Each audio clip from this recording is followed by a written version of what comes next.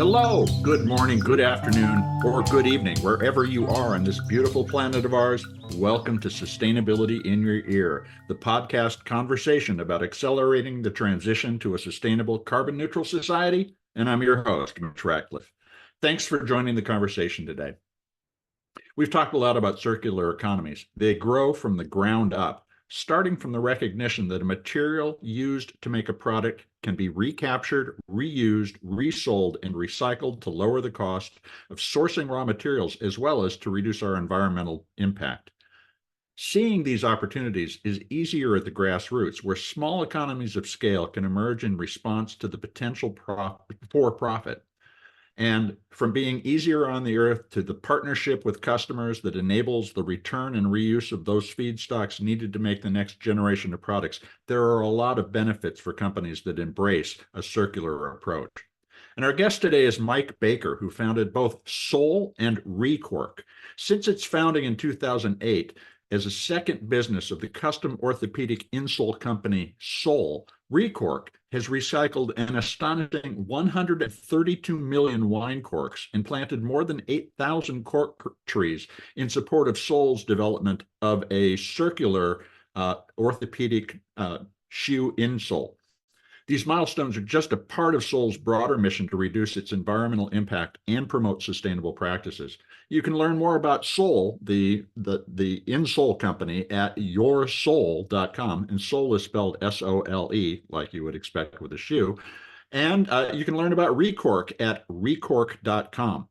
We'll delve into the inspiration behind ReCORK, the innovative processes they use, and the positive changes they're making in the industry and beyond with Mike Baker right after this quick commercial break.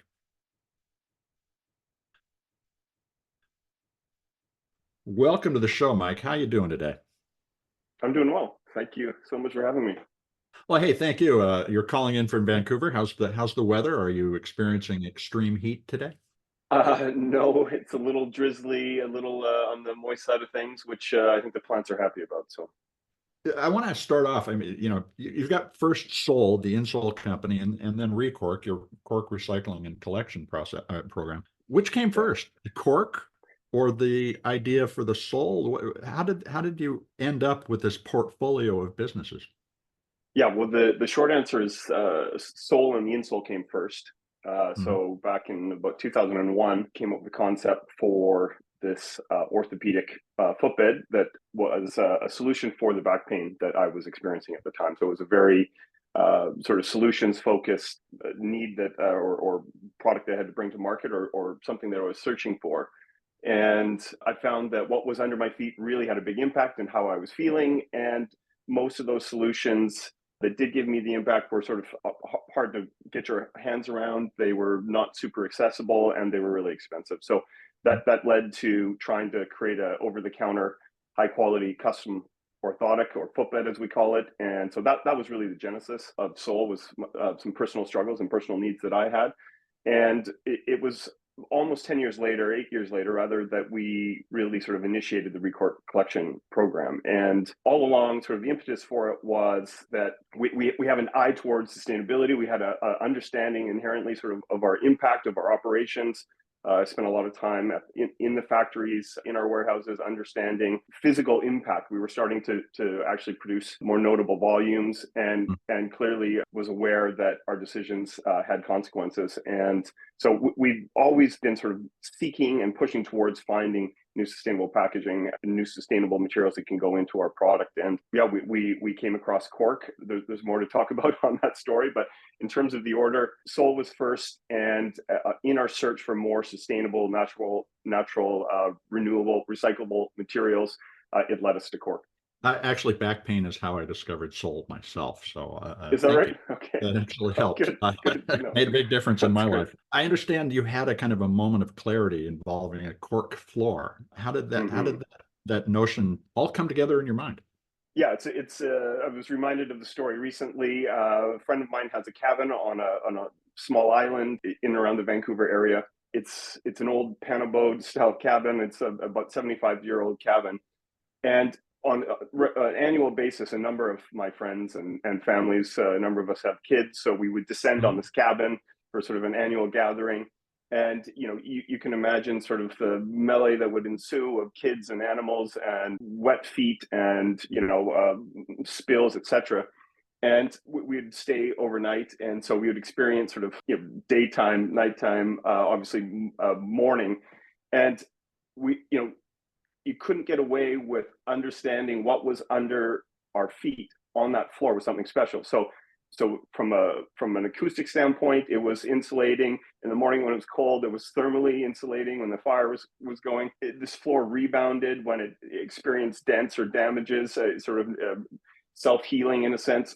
And it had been there, and I reconfirmed it again about a month ago. I mean, it's a 75-year-old floor, and obviously the punchline is that it's a cork floor, right? So it just dawned on me how resilient this material is. And I guess, if we are looking for sustainable solutions, sustain is obviously a key part of that concept and of that word. And this floor has sustained essentially untouched. And I can attest to the wear and tear and the traffic, and the beauty and the warmth, and certainly the benefit of the acoustic insulation when you have a small space with a lot of people. So this floor really still is a hero in that cabin. And also at the cabin, we would, as you may not be shocked to learn, made things go pop. There were bubbles, there were celebrations, sparkling wines, etc. And so at one point, it finally dawned on me that this amazing floor from the cork oak tree was actually the same stuff that was sealing that a bottle, sparkling in this case, and the two connected. What's so unique about the material that comes out of the top of the bottle is it's very, very lightly processed, right? So it hasn't gone through a lot of secondary modifications, alterations, etc. In the most premium bottles, in the most premium form, it's 100% pure cork that's literally just punched out of the bark of a cork oak tree with a cylindrical knife. So it is as lightly touched as you can possibly imagine, and that forms the basis of a really great, I'll call it resource recovery, recycling opportunity, and an opportunity to basically reuse it in something new when it comes to you in basically essentially a virgin form or a very lightly processed form. Cork is a remarkable material because you can harvest it without killing the tree too. How frequently can a cork tree be harvested in terms of the initial sustainability before we talk about the recycling? Yeah, so the cork oak forests are primarily in Portugal, about half in Portugal. Portugal is the largest supplier, then Spain, then you go to sort of northern Africa, Morocco, Algeria, Tunisia, and a little bit in Italy and France. And so these forests have been there for thousands of years. Ancient Greeks notably used it in fishing and buoys and floats, etc. And so this is ancient sort of generational, traditional practice of farming and coexist and living with this harmonious sort of balance of the cork oak tree, which currently by law in Portugal can only be harvested every 9 years. The average is about 10 years. And what you end up seeing is it's harvested in the springtime when a certain a layer of new growth presents itself, and artisan workers with specialized equipment and axes are able to sort of carefully peel and remove the bark from the tree without damaging the tree. So generally, the harvesting will be on the trunk and the larger limbs of the tree, not all the way out to sort of the peripheral branches.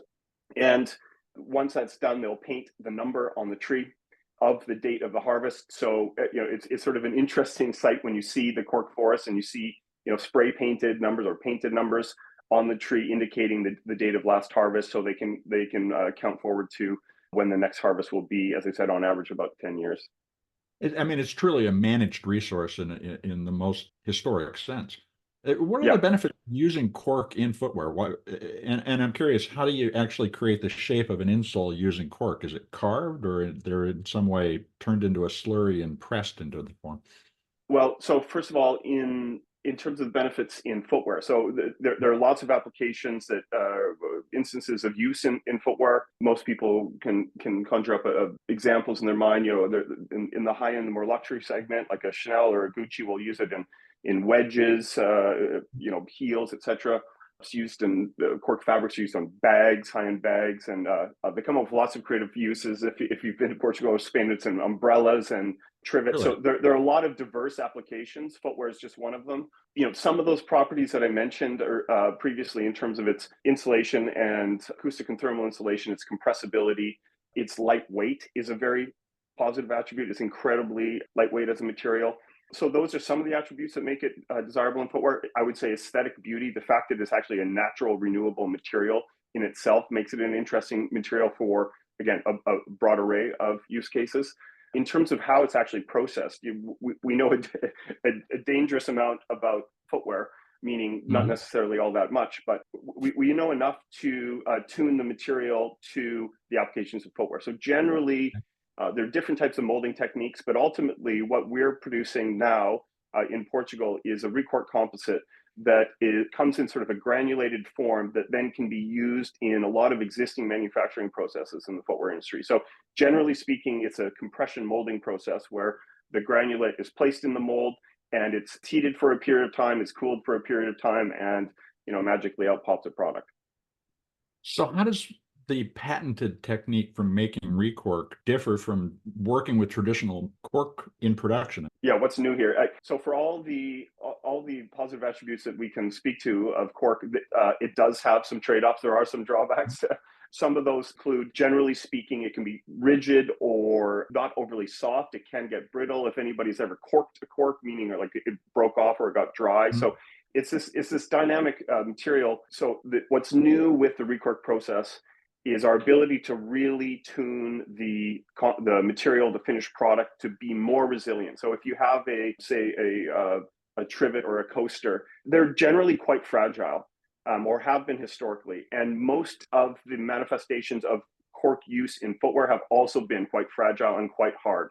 And so those are the two main limitations that we sort of sought to overcome. And with the new composite, we are really able to get into details around specifying the physical properties that we're trying to achieve. So if we want to have more abrasion resistance in the material, for example, such that we can make it a ground contact, like an outsole in a shoe, we're able to do that. We're also able to make it more flexible and softer into the midsole. So we're able to make a higher durability, softer, and more flexible product than was previously possible. And this opens up, again, possibilities beyond just footwear, of course. So there are applications into surf and automotive and construction where these same historical limitations inhibited the sort of full scope of options and applications to be available to the material. So it's an expansion of the physical properties of the material that allow us to address fresh new markets and bring cork into new product categories.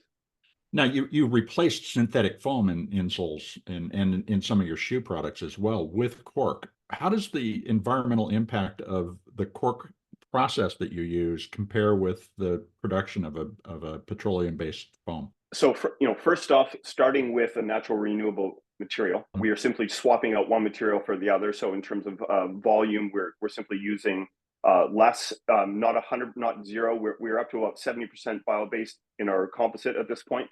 So you end up with a 90%, a high 90% bio-based material. Ultimately, we would like to be 100% bio-based. Obviously, cork is 100% bio-based. So it's about swapping. It's about swapping out the material and using less or ultimately zero as the goal of existing synthetic foams or binders and foams. So in terms of total net impact, obviously the cork forest is in itself an amazing carbon sink, and because the tree is not cut down, you are basically extending the life cycle of the tree through its harvest, through its managed use. So you're starting from a very different place when you compare obviously materials that continue to exist and continue to maintain an ecosystem and retain carbon versus pulling materials out of the ground. So the easiest way to think about the benefit of the comparison is using less of materials that come out of the ground. You've planted about 8,000 cork trees. I'm wondering, is the cork habitat being impacted by climate change? Is this something that we can continue to grow and use as a sustainable resource? Yeah, there's quite a bit of I'd say misunderstanding around the cork forest. Most people don't would assume that the tree is cut down. in most forestry practices. Obviously, the tree is cut down, so it's understandable why people would believe that or think that. But it's a really unique situation. The cork forest itself is thriving, is doing just fine, and new trees are being planted. Increased densification of the forest, so it's been quite lightly distributed in terms of like trees per hectare. So there are a bunch of initiatives to increase the density of trees, and the trees generally have a life cycle of about 200 plus years. So there is a natural replacement that does occur. Certainly rainfall does affect growth like it does in any ecosystem. So in terms of looking at, sequestration over time or, health of the forest, and I guess maybe more relevant is the actual growth of the bark itself. Certainly it's tracked the rainfall impacts of that, seasonally. But generally speaking, the forest is thriving and the ecosystem is thriving and healthy. And there's a lot of interest in cork because of, a lot of the reasons we've talked about thus far today. So I don't think the cork forest is going anywhere. The one challenge with the cork supply is that it is highly inelastic. And so what that, insofar as you have a surge in demand in a given year, you cannot respond and build a forest tomorrow to meet that demand. So it takes a long time to bring on supply of new material, obviously. So the first harvest in a cork tree is about 25 years. And generally it's only after the second harvest that you get high enough quality to get to the really premium stoppers. So this is that come out of the bark. A generational investment by the farmer. 100%. There are a few really interesting sayings that come to mind. One is, society is improved when men plant trees in the shade of which they'll never sit. So that kind of applies to the cork forest. It's definitely a very long-term commitment to plant, initiate, grow new trees. The other saying is, if you want to make your kids wealthy, you plant eucalyptus. If you want to make your grandkids wealthy, you plant cork oak. So it takes a very, very long view to certainly create new supply. Well, recycling the cork makes this a less inelastic resource. But I want to talk more about that after we take a quick commercial break. We'll be right back. Now let's return to our discussion with Mike Baker, founder and CEO of Sole, a maker of cork-based custom insoles for shoes, and ReCORK, the cork collection program that provides the feedstock for Sole products. Now, Mike, you've collected more than 132 million wine corks to recycle. How did you grow the collection network to make contributing old corks so apparently easy? Well, I'm glad it seems easy. It hasn't entirely felt easy. It's been a long-term effort. Is the short answer. I think people inherently have an affinity towards cork, and there's a lot of cultural traditions where people will sign and date, sort of memorialize, a bottle that they have with a friend. And so, and keep it, so what we find actually is when we create a new collection sort of node or location, we often have sort of a bit of an initial surge. A lot of people actually just, again, inherently, innately seem to want to hang on to cork. There's something that is attributing value to this natural raw material.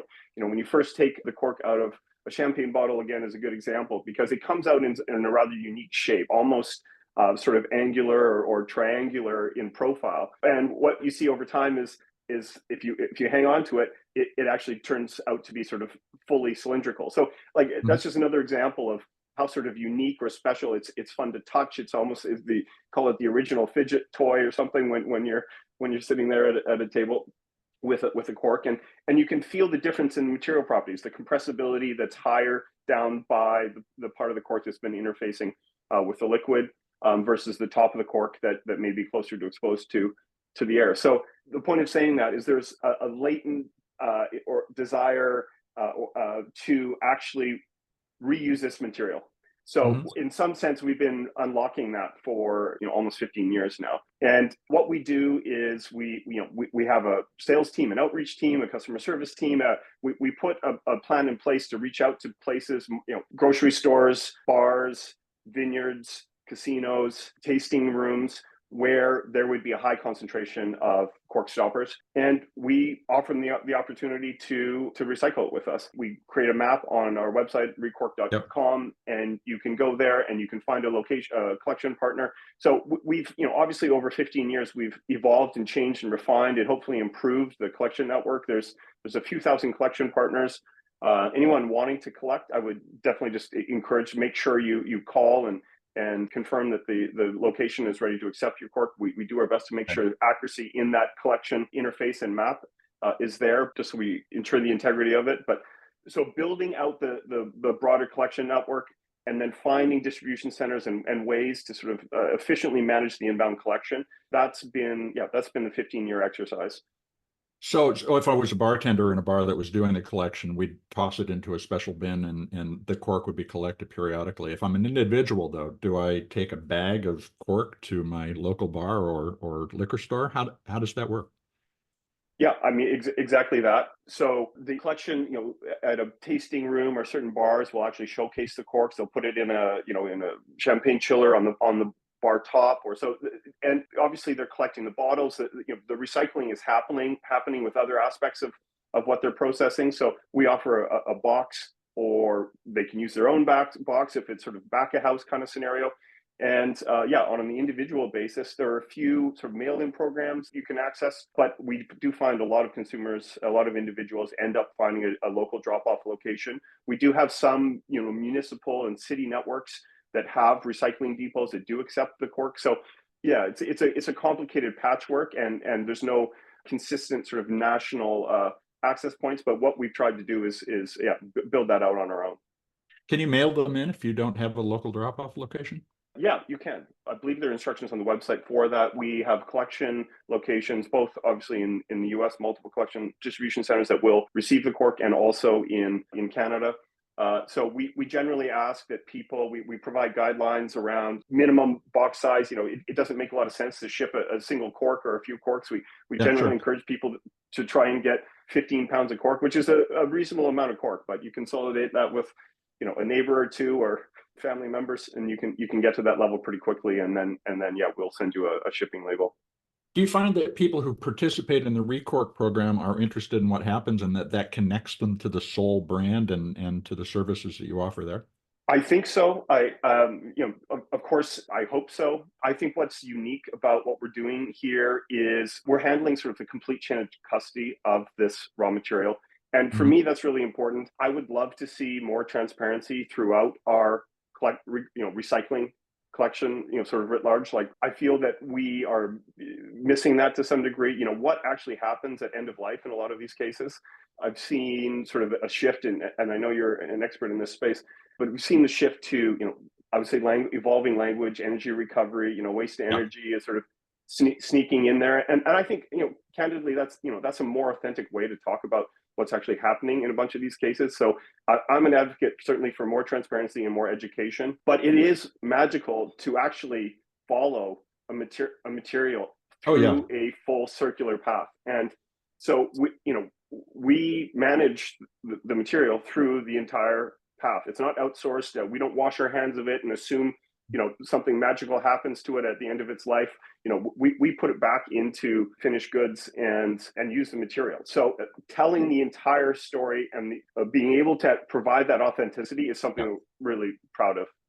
Well, and you should be, because this really is the signature of an effective recycling program, is to give people the confidence that the action they took resulted in an actual positive outcome. For sure. I was wondering that, can you recycle a Sole recycled cork insole? Is that something that you were able to do today? I was going to answer yes until the last word that you said, which is today. So, a slight caveat. Ultimately, the answer is yes. And we, just this year so we've made products with cork for some time. We have not made products with our own, ReCORK composite material that we're producing now. So the first iteration of that new, softer, more flexible, the midsole that actually is very similar to what you'd be used to experiencing under your foot, as a midsole, very comparable to existing petroleum-based foams. That only launched this year. So we are still in the early stages of getting more of our own composite into the marketplace. we certainly do have an eye towards and developments in the works that will allow us to very simply recycle our own products. So we historically had a decent sandal business. We are going to be making sandals that are 100% out of our new composites, and those will be recyclable. We certainly have done some really cool proof of concepts with these where we are recycling midsoles. And Right. it comes out again that the authenticity of the process. It's really, really cool to end up making sheets that can be used for a lot of different applications that actually look like midsoles, look Yeah. like feet, right? So absolutely we can. Getting all of the processes and logistics in place to make sure that that all works definitely takes time. And how we design the product certainly is critical to the success of being able to recycle it, right? So there's the concept Sure. of design for disassembly is a concept that's been that's integral to making this work. So the change there is that we can be much more intentional about not just designing for disassembly, but designing for recyclability now that we have this more notable breakthrough in how we can tune the material. As you continue to evolve the circularity of the material, do you also see new applications for ReCORK recycled cork beyond the footwear industry? Are there other areas you could use this? Yeah, for sure. So we hope to be able to announce in the next, coming this year, some updates. Well, there's a few updates I can share right now. I like to surf. Our team in Portugal loves to surf. That's one of the benefits of being there. And I've got to tell you, when you put the cork material as decking on a surfboard, it's a beautiful experience. It's softer on your chest. It's grippy. There's a natural material in the actual structure of the cells of the cork itself that's called suberin. It's essentially like a sappy material that when wet becomes a little bit grippy. So you get a really grippy surface and you don't have to use any wax. So you don't destroy your rash guard, your wetsuit. So you can replace in a way that I think is better than the alternative, notably better than the alternative, a material on the board that gives you all of those the properties that you would otherwise have with a wax. So that's one application. Surf is a really interesting one. Surf and traction, automotive for sure, dashes. Okay. Yeah. And the thermal acoustic insulation. One attribute that I didn't mention is a fire resistance, is a thermal resistant. So cork doesn't burn. It was actually used on the nose cone of the space shuttles, previous generation of spacecraft. So for on reentry. So it's a bit of a super material. And the applications are diverse. So surf, automotive, aerospace, possibly. Yeah, there are a number of applications and market verticals that are unlocked as a result of this sort of material breakthrough. Well, now, and you make sandals and you're making shoes now. What other areas do you expect Sole to expand into as you apply that cork material in more ways? Sole is focused on footwear and foot health, and that's the area that we're going to continue to focus on and innovate on the sole side. ReCORK runs under, it's a separate company. It runs under a different name for that purpose. We see it as a component brand that can be used into footwear. So we are absolutely open to and working with other partners to make the technology available into their offerings, and that applies across industries. So not just footwear, but into automotive and surf, as I mentioned. Because you've mastered this hard to recycle materials process, what advice do you have for entrepreneurs who may be looking at other materials that are out there? You've called out during this conversation that there are a lot of things that are hard to recycle, or at least you don't have any idea what happens once you put it in the recycling program. What do you suggest somebody think about if Right. they see an opportunity to make a recycling business, whether part of a production company like you're doing or just for its own purposes? There's a few things that I would say. I think having a long-term view, I think that we have become really short-term focused in a lot of our actions. And I think to do this right, you need to have a much longer-term horizon around planning, architecting an ecosystem that can actually truly be circular and sustainable. So I think a short-term view is almost certainly likely to fail. It's complicated. It's complicated moving waste materials around the world. COVID certainly, caused lots of spanners in the works in lots of degrees. Freight costs specifically, shipping costs, went up enormously. Like moving a container around the world. Say the average Yeah. from Asia to to the west coast of North America was 2,000. It went to 25,000 during COVID. So the input costs can change, and aberrations could certainly impede and damage your success on the journey to try and create a recycling initiative. I think the other thing is goes back to the design for disassembly kind of concept. You need to go almost one level up from that, a little bit more meta. You need to think about the inherent value of the natural raw material, right? So for a recycling program or a circularity program to be successful, you have to start with a material that's valuable. If you don't have a valuable material in the first place, it's not going to be sustainable, because ultimately you come back to this idea of resource recovery.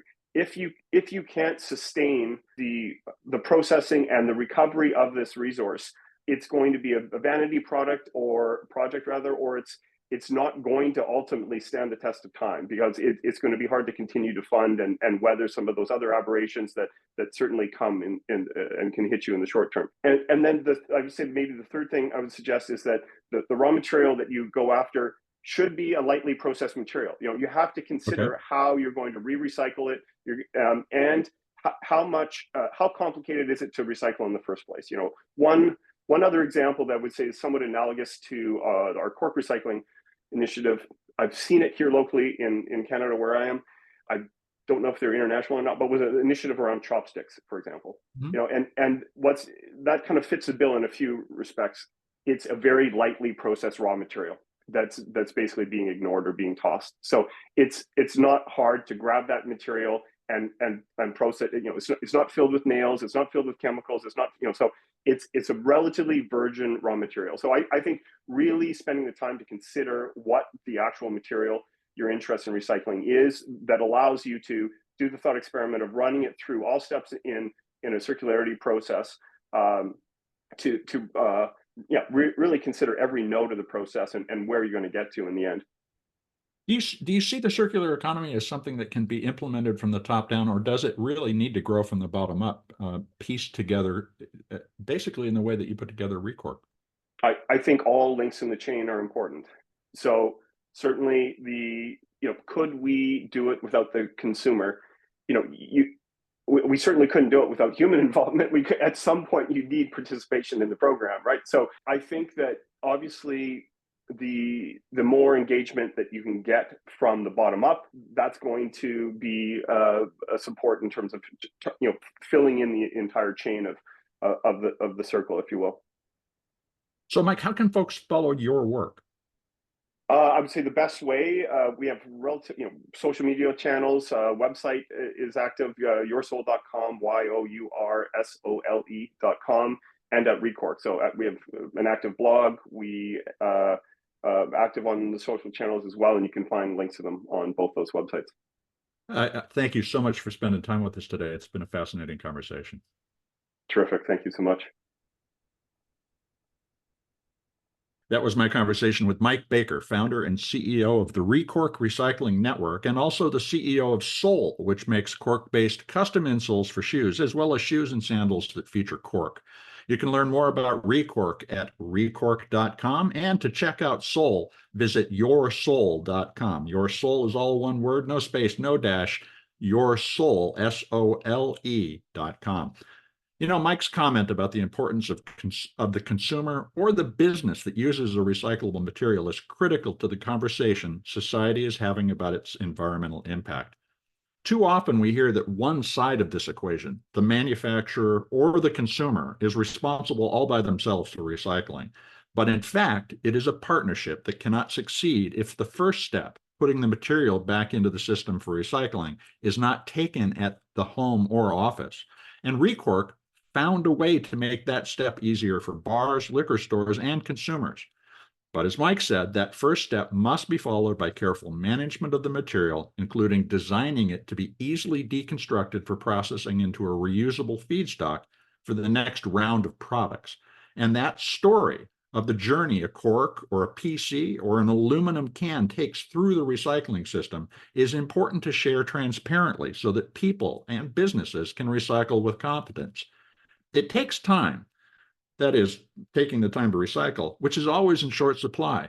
Therefore, it's critical to let every participant in the circular economy know that their efforts were worthwhile. So check out ReCORK and start recycling your corks, folks. We can keep that material in use for generations of products. I hope to take a moment to share this podcast or any of the more than 480 interviews that we've done on sustainability in your ear with your friends, your family, your coworkers. Writing a review on your favorite podcast platform will help your neighbors find us. Folks, you're the amplifiers that can help spread more ideas to create less waste. So let folks know that you can find us on Apple Podcasts, Spotify, iHeartRadio, Audible, or any of the fine purveyors of podcast goodness that you prefer. Thank you for your support. I'm Mitch Ratcliffe. This is Sustainability in Your Ear, and we will be back with another innovator interview soon. In the meantime, folks, take care of yourself, take care of one another, and let's all take care of this beautiful planet of ours. Have a green day.